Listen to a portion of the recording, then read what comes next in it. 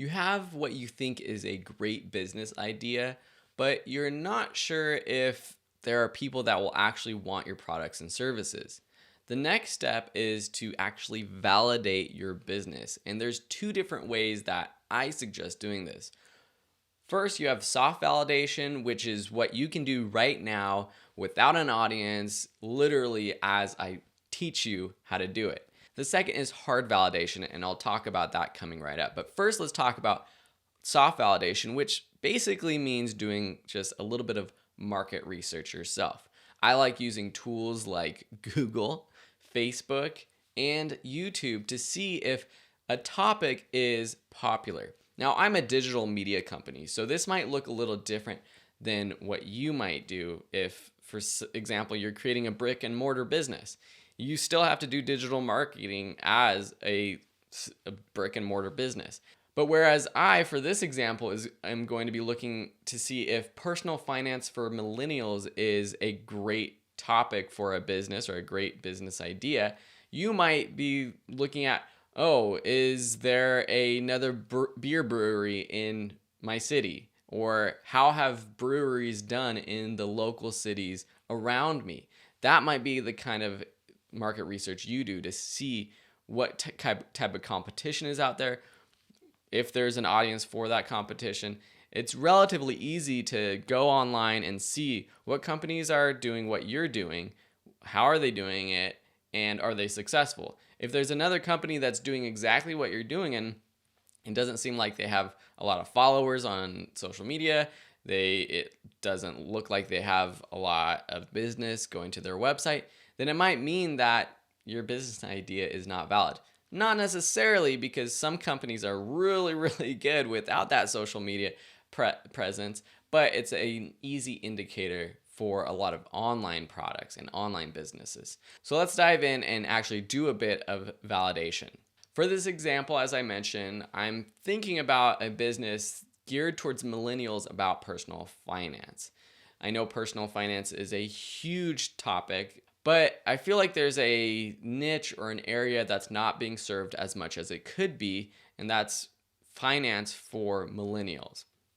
So the first thing that I would do is go to Amazon and search for your topic. So I literally typed in personal finance for millennials, and I see a few books pop up. So I don't have this, I'm not the first person with this idea, but right off the bat, I can tell that this idea might not be the best idea in terms of how we position it. Millennials might not be the ones searching for personal finance advice. And what happens when millennials grow up? And does this idea of personal finance for millennials just not exist anymore? Maybe a better idea is personal finance for young adults or personal finance for kids even. Because on Amazon, if I just type in, let's just type in personal finance, for example. When you type in personal finance, you see a lot more books with a lot more reviews. Now, the total number of books is an indicator, but better yet, it's the number of reviews that kind of indicate whether a topic is popular or not. Let's do one more search for personal finance for, and sometimes I like to see what the auto search results pop up. So you see personal finance for dummies, personal finance for teens, personal finance for kids. So let's do for teens. There's a decent amount of books, some with more reviews than the millennial idea. So this automatically tells me that personal finance for teens might be a better idea. Young adults. Let's just see. Now here, personal finance for young adults, we got more books with more reviews. Now, this isn't an end-all be-all sort of test to see if a topic is perfect or not, but I know just from some of these and some of the authors that I see that personal finance for just young adults might be a better target audience. Let's do the same on YouTube. So I searched for personal finance for millennials, and I already see that the first result is actually from a channel called Millennial Money. So this is exactly my idea. And let me just go to their channel just to see what they're actually doing. But I'm guessing this is a channel that is geared towards millennials. Let's just see if it's actually a relevant channel, if they're posting a lot, because I see the review subscribers is very low. Man, they're posting a few videos, but not that many. Now, this is a good sign. Did it just not work? Was there not an audience for it? Or did she just not push far enough or hard enough to make it work? Who knows? Let's go back and let's search for just personal finance. Lots more views on these videos when you get to personal finance. What I'll also do is I'll just search for channels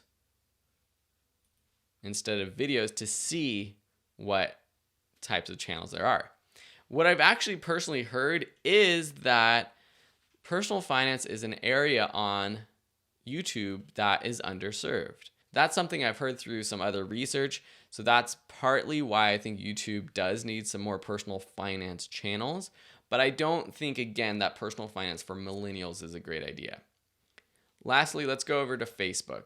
Search for personal finance for millennials, no groups. And I'm searching for groups because that will tell me, are people interested in this topic? Let's just search for personal finance like we always do. Groups, lots of groups with lots of members. Investing groups, personal budgeting groups, lots of different groups here about personal finance. So what this soft validation tells me is that personal finance might be a good idea for a company, but not necessarily geared at quote unquote millennials, because that leaves out a lot of people who might be interested in my business or services. So let's move on to hard validation, which is a little bit different. This will give you an even better idea if your business is valid. With hard validation, I'm talking about cold calling people, sending out surveys, sending out emails to people, and literally asking them either, one, is this a good idea? Or asking them what they want from you. If you are able to build up a reputation on Facebook or on social media, if you have any sort of email list, you can ask the audience or your audience what they're looking for. You can also post surveys online. Find social media groups related to that topic, for example, personal finance, and put up a survey. Use surveymonkey.com or Google Forms to quickly and easily create surveys that you can just share online to get feedback. This could be just about your business itself or about a specific part of your business, a specific service that you're going to provide. And that's what I've done with my audience right now, because we put out a lot of online courses and media. And so we'll ask our audience, what courses do you want? What videos do you want? What types of social media posts do you want? What types of podcasts, blog articles do you want? And in the next lesson, I show you an actual example of a survey that I sent out, including all the survey copy, the results we got, and it shows you exactly why sending out surveys can be so powerful. So these are two very easy ways to do market research. You could take an entire class about actually doing market research, and that would take many hours. But if you want to just get started and jump right in, these are a few ways that you can get started today.